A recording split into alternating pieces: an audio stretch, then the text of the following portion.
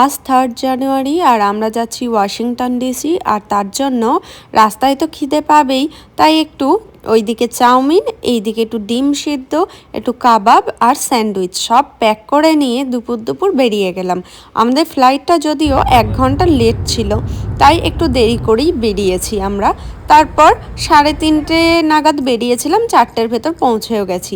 আর এই যে পৌঁছেই সমস্ত চেকিং করে নেওয়ার পর বসে থাকতে থাকতে খিদে পেয়ে গেছিলো, তাই বাড়ির থেকে বানিয়ে আনা খাওয়ারই একটু খাবারগুলো খাচ্ছিলাম।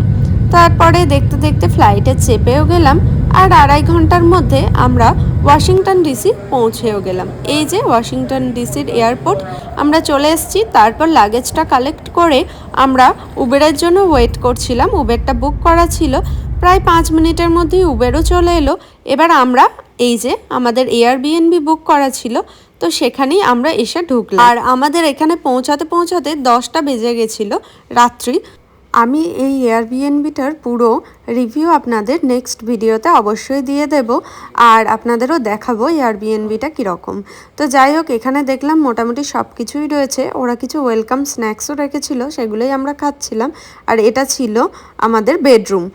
তো পুরোটা তো আপনাদের সাথে অবশ্যই পরে শেয়ার করব। আর যেহেতু এয়ারবিএনবি, তাই আমি ঘরেই কিন্তু কুক করব, মানে ঘরেই রান্না করব। তাই সামনে একটা ওয়ালমার্ট ছিল, খুব সামনে না, উবেরে করেই আসতে হলো, যেহেতু অনেকটা রাত হয়ে গেছিলো। তাই অল্প কিছু সবজি আমি কিনে নিলাম নেক্সট দিন, পরের দিন রান্নার জন্য। ওই অল্প একটু পেঁয়াজ, টমেটো, আলু, শসা, মানে ওই আর কি নিত্য প্রয়োজনীয় রান্নাতে যা যা লাগে। আর আমি তো আপনাদের আগেই দেখিয়েছিলাম আমি বাড়ির থেকে চাল ডাল সমস্ত কিছুই নিয়ে এসেছি।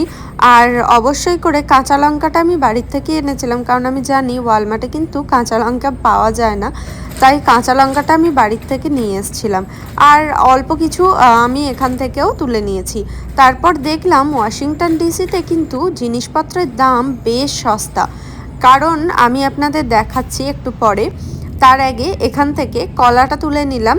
আমি 4টে মাত্র নিলাম, কারণ আমরা ওই 3-4 দিন মতোই থাকবো। আর এখান থেকে একটা শসাও নিয়ে নিলাম।